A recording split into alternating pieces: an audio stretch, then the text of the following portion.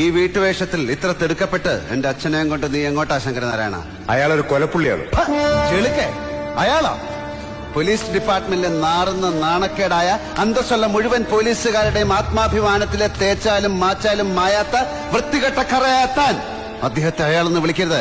വിളിച്ചാൽ ആ നാവിൽ ഞാൻ പച്ചരിമ്പി പണിത മോതിരവിടും. ഒരു കൊലക്കേസ് പ്രതിക്ക് കൊടുക്കേണ്ട മാന്യത എന്താണെന്ന് എനിക്കറിയാം. ഞാൻ ഈ ചെരുപ്പുടങ്ങിട്ട് കാലം കുറെ ആയിടൂ. അതേടോ ചെരപ്പ ഇത്രയും കാലം താൻ ചെയ്തത്. കാലാകാലങ്ങളിൽ മാറി വരുന്ന രാഷ്ട്രീയക്കാരുടെയും മേലധികാരികളുടെയും പ്രിയപ്പെട്ട ക്ഷൗരക്കാരനായിരുന്നു താൻ. ഇപ്പൊ ഈ തറവേല കാണിച്ചത് മണപ്പള്ളി സുധീരനും അവന്റെ ചേട്ടനും സുഖം കിട്ടാനും ആണെന്നും അറിയാം.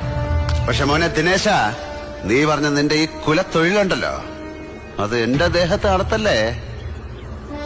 കൊലപാതക കേസുമായി ബന്ധപ്പെട്ട് നിങ്ങൾക്ക് അദ്ദേഹത്തെ ചോദ്യം ചെയ്യാം, കേസ് രജിസ്റ്റർ ചെയ്യാം, കോടതിയിൽ ഹാജരാക്കി തെളിവുകളും സാക്ഷികളും നിരത്തി വെച്ച് വാദിക്കാം. എന്നിട്ട് വിധി എഴുതാനിരിക്കുന്ന തിരുമനസിന് ബോധ്യപ്പെടണം. അപ്പോഴേ അദ്ദേഹം കുറ്റവാളിയാകുന്നുള്ളൂ. SP സുധീരന്റെ ഓഫീസിൽ ഞാൻ അച്ഛനെ കൊണ്ടുവരാം. ഇപ്പൊ ഞാൻ കൊണ്ടുപോവാണ് അദ്ദേഹത്തെ. മോനെ ദിനേശ, എന്നെ തടയാൻ നിൽക്കല്ലേ. തടഞ്ഞാൻ നിന്നെ ഈ പെരുവഴിയിലിട്ട് തല്ലി ചതക്കിയല്ല, കുത്തിക്കൊല്ലും ഞാൻ. എന്റെ അച്ഛന് വേണ്ടിയാവുമ്പോ ഞാനത് സന്തോഷത്തോടെ ചെയ്യും. തട്ടുമെന്ന് പറഞ്ഞാൽ തട്ടും. ദിനേശ, നിന്റെ കുടുംബം കോഞ്ഞാട്ടായി പോവേ.